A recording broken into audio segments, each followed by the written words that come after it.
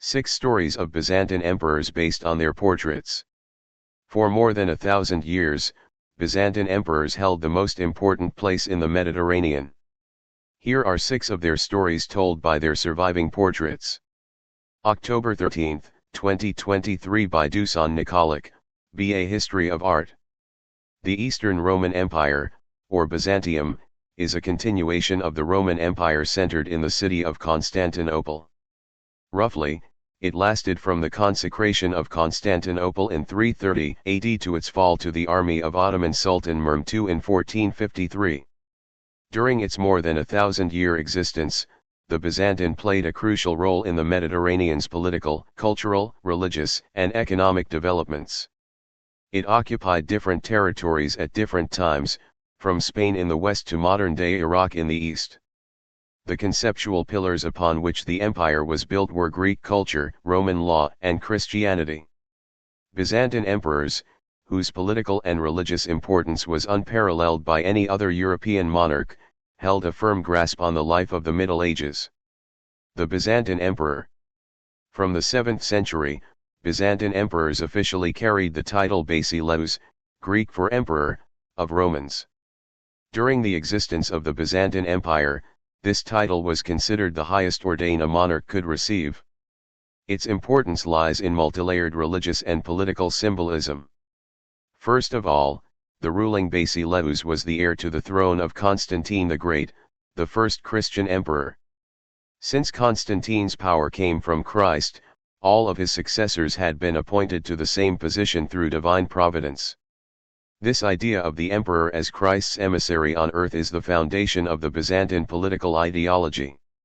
Even with many dynastic changes and grievous events that almost ended the empire, this idea was ingrained in the minds of Byzantines. Representations of Byzantine emperors, from the golden mosaics of Hagia Sophia to miniature portraits of Constantinople manuscript makers, were all defined by this belief. 1 Leo VI the Wise. This unique mosaic decorates the lunette over the imperial door of Hagia Sophia. The central figure is an enthroned Christ blessing with his right hand and holding a gospel in his left. To his right is a prostrating Byzantine emperor in ceremonial garments. In the upper field of the mosaic are 2 medallions.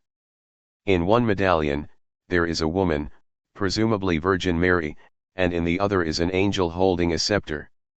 Based on the style of the mosaic, it is dated to the end of the 9th or beginning of the 10th century, during the reign of either Emperor Basil or his son Leo VI.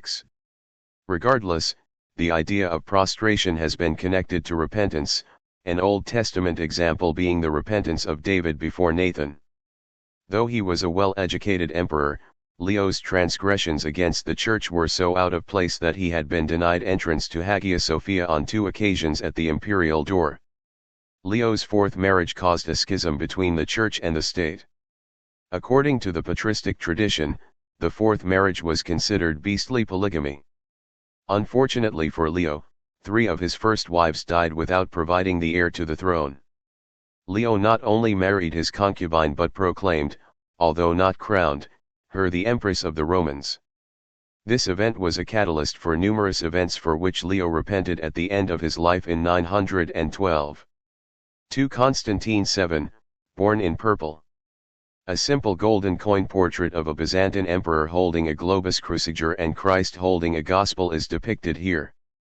According to the inscription, the emperor is Constantine, and scholars agree that this is none other than the scholar Emperor Constantine VII Porphyrogenitus. The representation itself is common for Byzantine coins, representing the core belief of a Byzantine emperor ruling through divine providence. Constantine VII was the son of Emperor Leo VI and his mistress Zoe Carbonopsina, whom he married after their son's birth. This was done in great opposition to the Greek Church and its patriarch Nicholas Mysticus, which forbade the widower to remarry more than once. Leo's death in 912 made for fertile ground for debates and doubts about the legitimacy of Constantine as a rightful heir to the throne. Together with his young age, Constantine was pushed aside by nobles until 949, when he seized the Byzantine throne.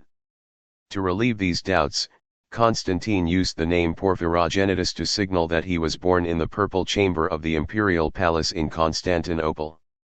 This was a place where only legitimate children of reigning emperors and worthy imperial successors were born. 3. John II Komnenos, patron of the Church. Shown here is a depiction of Byzantine Emperor John II on the walls of the South Gallery in the Great Church of Hagia Sophia in Constantinople. This part of the church was reserved for the imperial family and courtiers while attending the liturgy. On the right of the Virgin Mary holding Christ child is John II. On the left is his wife Irene, as well as his son and co-emperor Alexios on the western wall. The imperial couple offers a bag and a scroll to Mary and Christ. A sack filled with earth and a scroll symbolize the mortality and humility of the one presented. Thus, this image emphasizes the piety and philanthropy of the imperial family. The inclusion of Christ child blessing John recalls the idea of the origin of imperial power and the legitimacy given to John and his son through their favor. The inclusion of halos around their heads emphasizes the idea further. Not only was John II a patron of the Great Church, but he also financed the building of many other Orthodox sanctuaries. Most notably, John and Irene founded the monastery dedicated to Christ Pantocrator in Constantinople, Zarek Mosque. Their son Manuel I Komnenos built another church in the monastery, dedicating it to the Archangel Michael. 4. John Kantakisnos, the monk emperor. The manuscript Parisinus Graecus 1242 holds a number of interesting portraits of John VI Kantakisnos. The book consists of 4 theological treatises written by John himself. The most detailed one shows the emperor presiding over a council flanked by Orthodox high priests. John VI, sitting on a throne, is much larger than the other figures. He is wearing a golden crown, a Byzantine stemma, a dark robe, a Byzantine sakos, and a golden waistband, a Byzantine loros, while holding a cruciform scepter and a red scroll. All of these attributes are symbols exclusive to the Byzantine emperor. John VI was an emperor usurper, taking the throne from John V of the Palaeologus dynasty. This started a civil war between two factions in Constantinople. Parallel to their fight over the throne, a theological controversy and debate were taking place. Barlaam of Calabria accused the Athonite Hesychist monks of rejecting the scriptures and claiming to experience psychosomatic visions of God's essence. In his defense of the Hesychist practices and theophanic theology, Gregory Palamas argued that, although God's essence is unknowable, it is still possible for humans to experience by divine grace a luminous vision of God's uncreated energies. This is the same divine light that the disciples had seen during Christ's transfiguration on Mt. Tabor. This same debate found its way into the Civil War, with John VI supporting Palamas' Hesychism. John Kantakisnos eventually won the war, which marked the triumph of Hesychism. At the Council of June 1351, presided by John VI, the anti-Hesychist teachings were condemned. This marked the victory of Palamas' teaching. 5. Manuel II, the traveling emperor. The Byzantine emperor shown with his family is Manuel II Palaeologus. Above the imperial family is the half-figure of the Virgin Mary with Christ blessing them. The head of Manuel is considered a realistic portrayal of the emperor. On the colophon, the last page of the manuscript, it is written that Manuel sent this manuscript to the monastery of Saint Denis in Paris in 1408, 4 years after his visit. The text is a translation of the writings of Dionysius the Areopagite, patron of the monastery. In the case of the portraits of the imperial family with Mary and Christ, they can be interpreted as a form of propaganda. The scene is typical for Byzantine art, as it shows that the emperor derived his power from heaven and enjoyed divine protection. In great need of aid against the growing threat of Ottomans, Manuel left Constantinople in December 1399. This long voyage took him to Venice, Milan, Paris, and London. While staying in Paris, Manuel often spent his time in the monastery of Saint Denis discussing theological matters. Unfortunately for Manuel, all his diplomacy provided no military aid. At the end of 1407, he organized another diplomatic mission, headed by Byzantine intellectual Michael Chrysoloras, who delivered the manuscript to the abbot of St. Denis. 6. Irene, the first Byzantine empress. Minted at the end of the 8th century, these coins, for the first time in the history of the empire, represent the empress as a sole ruler.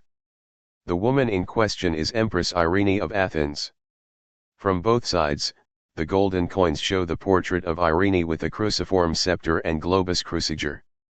In them, she is titled as either Basilissa or Augusta, titles carried by the emperor's wife. We know of only one instance where she called herself Irene the Pious Emperor. The rule of the first Byzantine empress was dynamic and eventful, to say the least. Irene was an Athenian-born wife of the Emperor Leo IV, and mother of Constantine VI. Irene ended the first period of iconoclasm in 787 at the Seventh Ecumenical Council in Nicaea. At the council, the veneration of icons was restored. Even as a co-emperor, Irene held most of the political power in the empire. She crushed multiple conspiracies and revolts. After having her son arrested and blinded, Irene became the sole ruler of the empire. She opened diplomatic relations and contemplated marriage with the Frankish king and emperor Charlemagne. She stayed on the throne until court officials and generals deposed her in 802. Just a year later, she died on the island of Lesbos and was canonized by the Ecumenical Patriarchate. By Dusan Nikolic B.A. History of Art. Dusan is an art historian and graduate of the University of Belgrade, specializing in Byzantine church architecture with an interest in the history and creation of art. Formerly a museum worker, he spends most of his research and free time on interdisciplinary work between art history and psychology.